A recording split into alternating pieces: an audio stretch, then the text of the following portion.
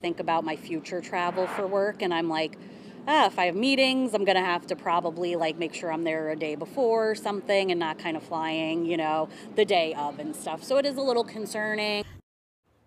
Breaking news this morning. Right now, airlines are canceling flights across the country, grounding passengers in an effort to comply with a federal mandate. This is all because of the government shutdown, and Cincinnati's International Airport is set to see a big impact. So our Caroline Gerhardt, she is live out at the International Airport this morning in Hebron. What are you seeing right now, Caroline?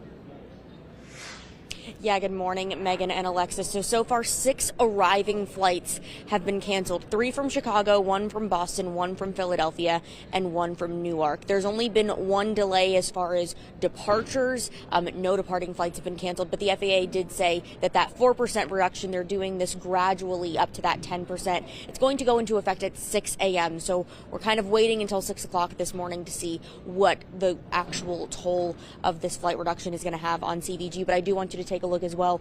There is a massive line at TSA this morning. Of course, this all due to the government shutdown. Air traffic controllers have not been paid since October 1st. The FAA saying that this is all in an effort to protect passengers and decrease the risk of an accident. Now, according to an order from the administration, these cancellations, they are going to increase over the week. As I said, they're doing this gradually. So they're starting with 4%, moving up to 6, 8, and then by next Friday, they will reach that 10% flight reduction. We have reached out to CVG this morning to find out what you need to know if you're planning to come to the airport, if you have travel plans in the next few days. They're monitoring this situation and they're communicating with airlines and federal leaders, but they say that travelers, you need to be checking your flight status with the airline that you're traveling with. Use their app and then resolve any of your ticket issues before you get to the airport. Travel experts, they're also warning, as I mentioned, we're already seeing a long line at TSA here this morning and at check-ins, recommending that you make some backup plans. Here's some other tips from AAA.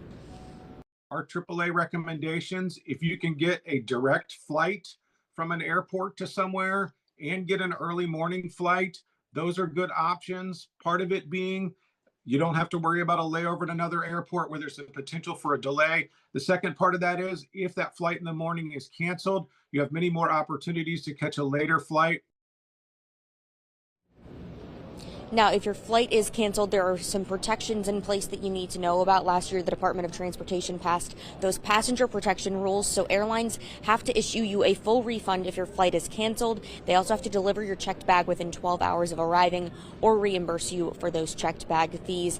And then if your flight is canceled, you can also ask for meal vouchers or for them to cover hotel fees. Again, they're now required by law to do that. We're going to be here at CVG throughout the morning, keeping you updated on what those flight boards are looking like, if there's any more departures, cancellations, or delays, as well as those arrivals.